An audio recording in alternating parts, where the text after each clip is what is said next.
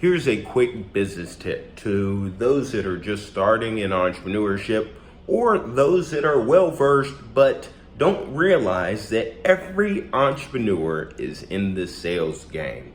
You are a salesperson. Whether you like it or not, accept it, live with it, do it.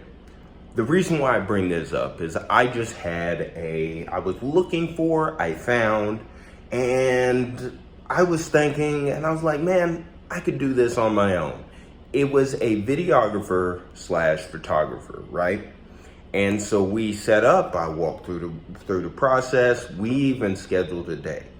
Now, I was just thinking about it, and I was like, man, you know what? I should start doing videos myself. And then maybe later, I'll get into it, right? So I sent him a text a couple days before. It wasn't long enough for him to book a job or anything. Well, I don't know that. But anyway, as a customer, I have the right to send a text like that.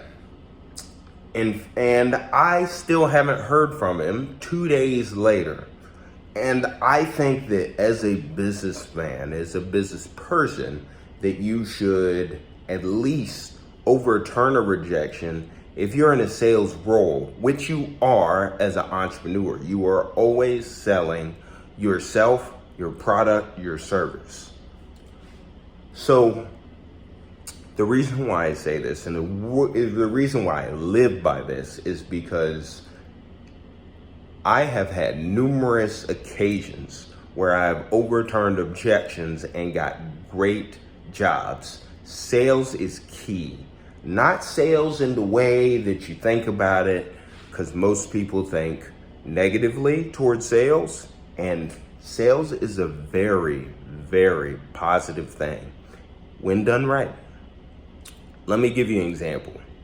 Less than a month ago, I had a customer, and I went out, I did a quote, I had built a relationship, or so I thought, and the next step was to get a deposit for the job. Before that point, I think I was literally gonna get the deposit the next day.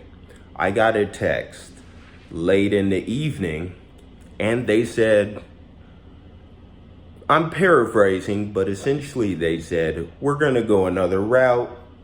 This seems like it's gonna be difficult, XYZ, ... So I thought for a little bit, and I was like, okay, all right, dang, I really kind of need this job. And so let me see, okay. So I paid attention to some of the things that I've heard them say. I know that they have had some friends, not even them, but they've had some friends have some bad moving experiences. And so I was like, okay, cool.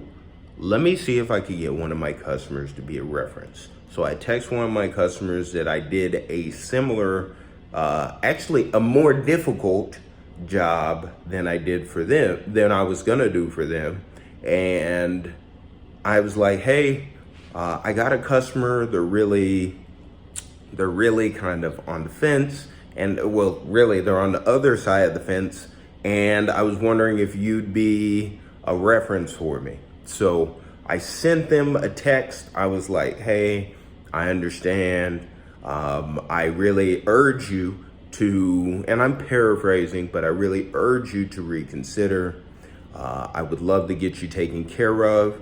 Just a reminder, here is a link to my website with my reviews. I sent them a link to my Google, and I said, and also one of my customers who I have moved, done a similar move for, has agreed to being a reference. And I sent them all this information, and I said, I forgot what the ending line with, but it was to the effect of, look forward to speaking with you, or something like that, right?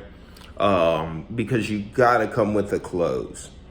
And so I got a text from my customer when he was on the phone with my with my future customer, and he texts me. He was like, "Yo, this one's in the bag.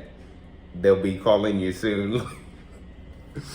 So I was like, yes, score. I needed that job. It came in. We took care of them. We moved them. It was a nice move. They were happy, satisfied. They showed satisfaction throughout the whole process, the communication, the quality of service, and all that.